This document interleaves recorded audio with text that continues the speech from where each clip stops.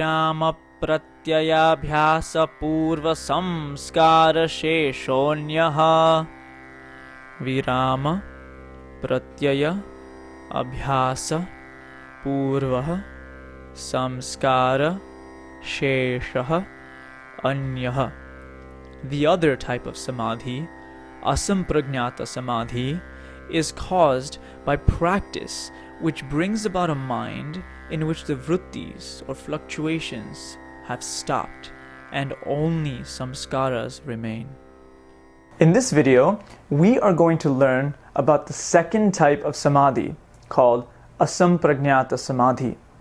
Now in Sutra 1.17, we learned about a type of samadhi known as Samprajñāta Samadhi. Now, this is a state of mind in which all the fluctuations of the mind are ceased, are stopped, except for one fluctuation that remains. This fluctuation that remains is known as the alambana. If we remember, the alambana is the support or base on which the mind rests.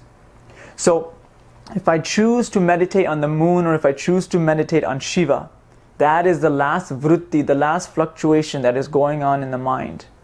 And it goes through 4 states that we mentioned in the previous sutra. But no matter what, in Samprajñāta Samadhi, the mind is not clear of all the vrittis. The mind is focused on one vritti at that moment. So now in this sutra, we will learn what will happen when the last vritti, the last fluctuation of the mind, is abandoned, is removed, is completely stilled. Then what happens to the mind in Asaṃprajñāta Samadhi?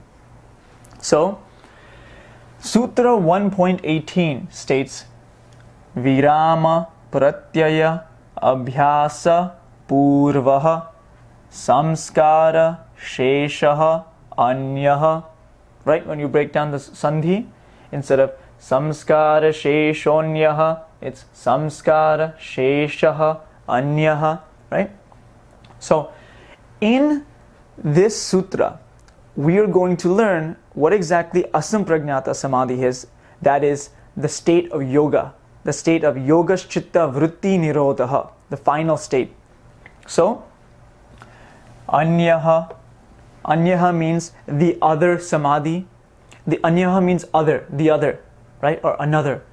So we know in the previous sutra we learned about Samprajñāta Samadhi. So now in the next sutra we have anyaha, right? So the other type of samadhi. So referring to Asaṃprajñāta Samadhi.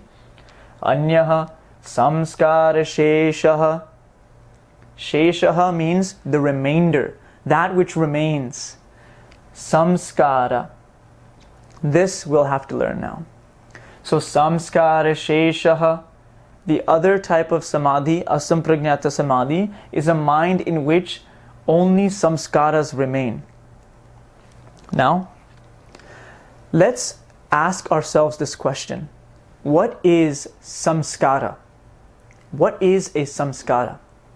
Now, I will make another video separately about samskara, but briefly we will go into it here. Now, the inquiry into samskara. Samskaras are mental impressions of the mind. Samskaras are mental imprints that are in the mind, the chitta. So, from the beginning of time, all the way throughout, the mind, the chitta, is going through rebirth with the soul from body to body to body.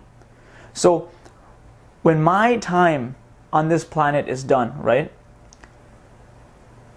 My soul, my consciousness, my purusha will transmigrate to another body, whether it's an animal, a human, whatever it is, with the mind also. The body is abandoned, but the mind or the chitta is taken with the purusha to go to the next body, right? Whether it's a deva, celestial, or human, or a yogi, whatever it is, right? Based on this philosophy. So what happens is, throughout all of these different lifetimes, my mind, my chitta, is recording memories at all times. Every second, every millisecond, it's recording memories. And these memories are known as samskaras, impressions, right? their imprints in the mind. Okay? It's kind of like, there was an analogy given, I forgot from where, but it's like there's a lake, right? If that's the mind, and you're throwing these napkins, right, into the lake, and then they just submerge to the bottom and they stay there, right? So in that similar way, the impressions are being submerged in the mind. Some are activated, some are latent. So in this life, if, for example, in my previous life, I was, let's say, an elephant, I have certain samskaras, right, about having a trunk, going around and, eating whatever particular food, being in a jungle, etc. Now I am born in this life, my chitta, my mind, those samskaras, those mental impressions are latent, they're not activated, they're suppressed. So I don't have these memories of being an elephant, but they're still there, they're latent. So samskaras are memory imprints, right? They're either latent or they're activated and in different states, okay? So all of a sudden, if, someone starts to learn a skill out of nowhere and they decide to have a memory out of nowhere about something else, it's because that samskara was activated based on this psychology, okay? So samskaras are mental imprints, mental impressions, okay? And so now, in Asaṃprajñāta Samadhi, the other type of Samadhi, it is a state of mind in which only samskaras remain, only mental impressions remain. So we'll explain what this is. Regardless of whatever Samadhi you're in, samskaras are always in your mind. Samskaras or memories, mental imprints are always in the mind, okay?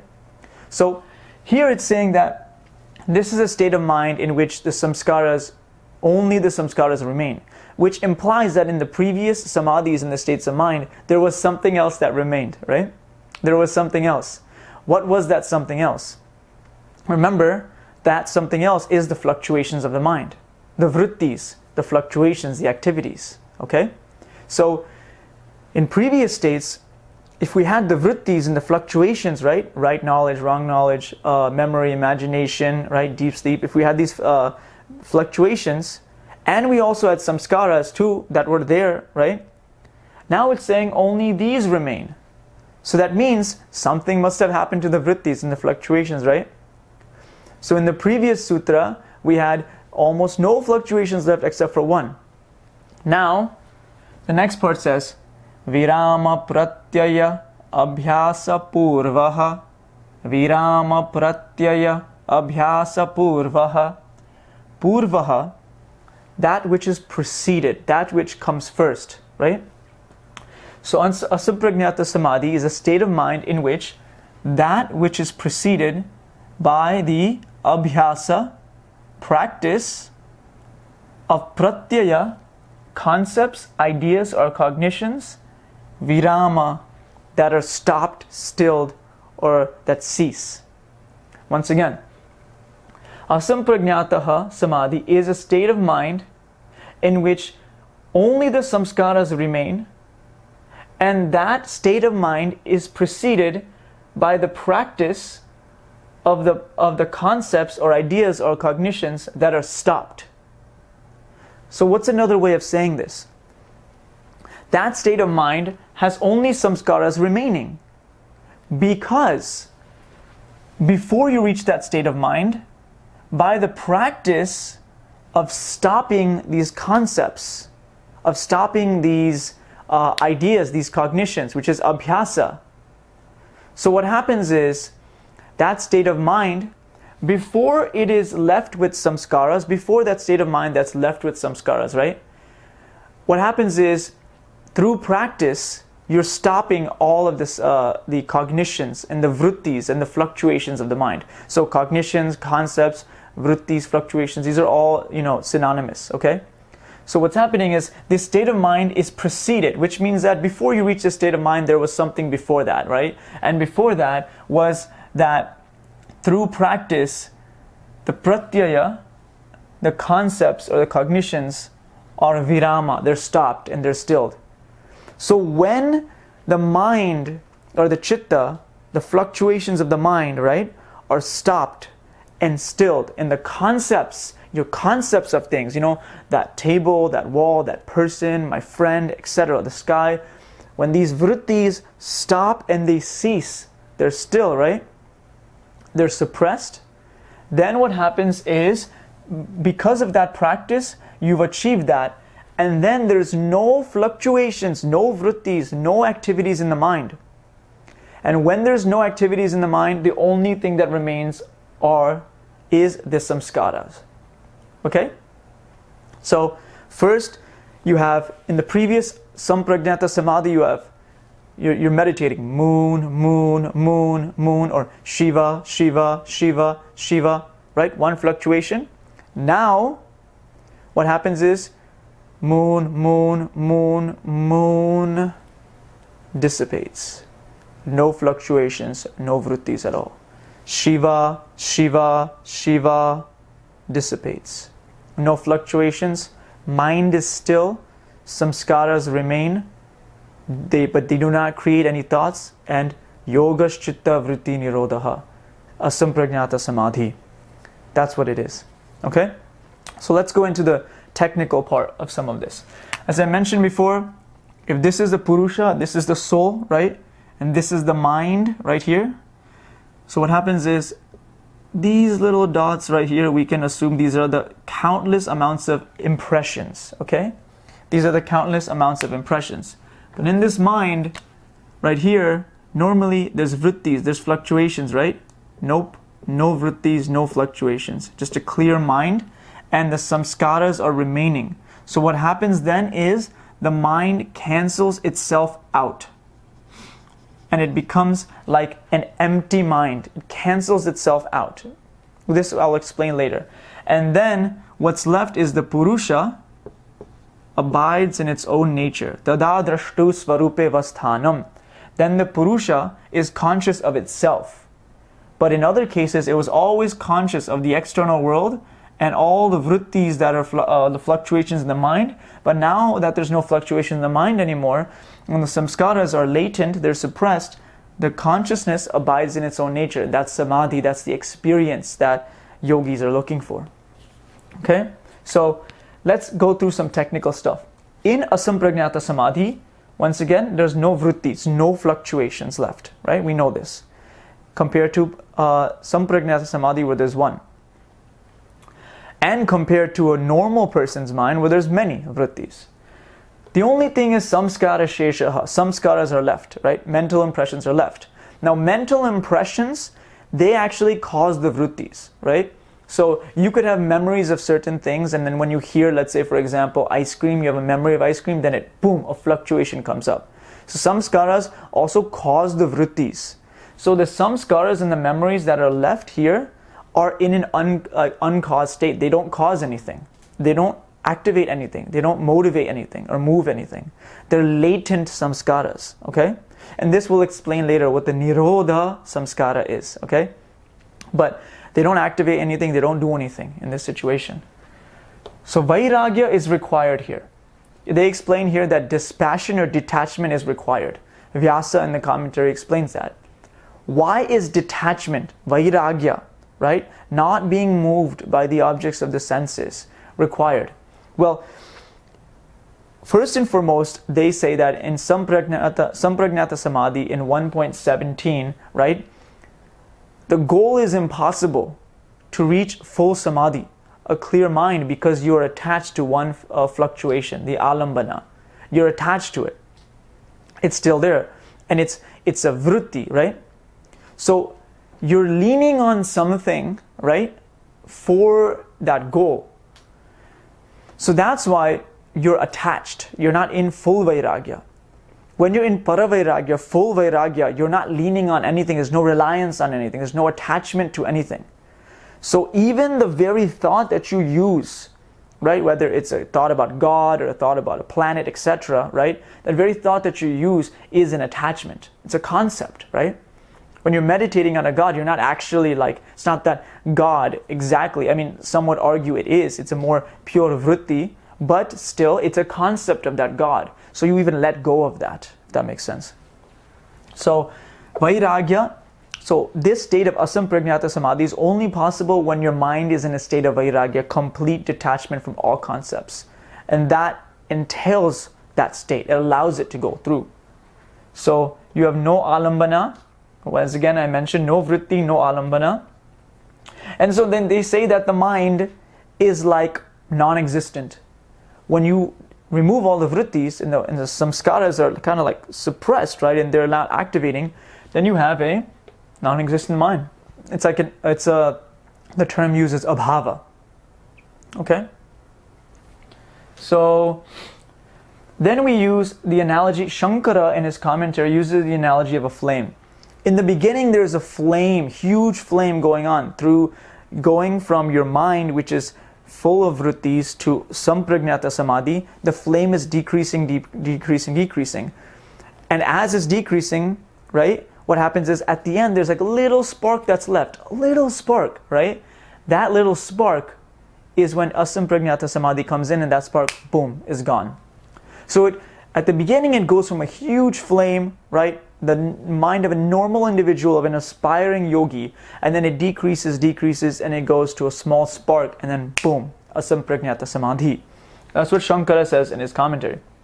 So in the end, that in modern commentaries, Edwin Bryant mentions a terminating thought. I think he also refers to another commentator, possibly. But all the commentators seem to agree on a concept, right? I don't think it's called terminating thought, but this is how it was termed, that the last thought that you have, right? So let's say it's like Shiva, Shiva, Shiva, Shiva. That last thought of Shiva, right? That last thought of Shiva, when you see the snake, you know, the blue skin, the hair, you know, the trident, when you see that last thought of Shiva has the nature of terminating itself, of completely removing itself, okay? The other thoughts of Shiva didn't, okay? So it goes Shiva, Shiva, Shiva, Shiva, and then boom, that last thought has a nature where it just completely terminates itself. So that's one option. The other option is that it goes Shiva, Shiva, Shiva, and then the last thought is not a Shiva thought, but it's a terminating thought, like the spark of a flame. Okay? So the two options are that the terminating thought, no matter what, there's always a terminating thought. There's a thought that kind of like, you know, removes itself. But either it's Shiva, Shiva, Shiva, and the last thought is Shiva, but it has a nature of terminating itself, or it's Shiva, Shiva, Shiva, and then the last thought that comes in is not a Shiva thought, but it's a thought that just terminates itself, if that makes sense. So I'll have to look more deeply into the commentaries. It's a little complicated to figure out specifically what that last thought is, but no matter what, it's important to know that the last thought is terminating itself, okay? So when the last thought terminates itself, then the mind, the chitta, is completely clear. And only the samskaras remain, samskara sheshaha, right? And so this state can only be acquired when the mind is under vairagya, dispassion, because there's no reliance on any sort of alambana or any sort of vritti. Okay? So in this sutra, we have talked about Asaṃprajñāta Samadhi. This is the state that the yogi is aspiring for, okay? And this is the state of Patanjali, you know, he explains in the Yogasūtra, like this is the progression of it. You know, here's the goal, here are the vrittis, here's how you stop the vrittis, you know, here are the obstacles, and here's the samadhi that, you know, people are trying to reach. So, and this is how it's done, through abhyasa, vairagya, etc. So, in this sutra, we talked about Asaṃprajñāta Samadhi. In the next sutra, we will talk about the next concept in 1.19. Thank you for watching. Please do like, share, and subscribe. If you feel that this is helpful, definitely share it with friends and family. So, thank you, and until the next video.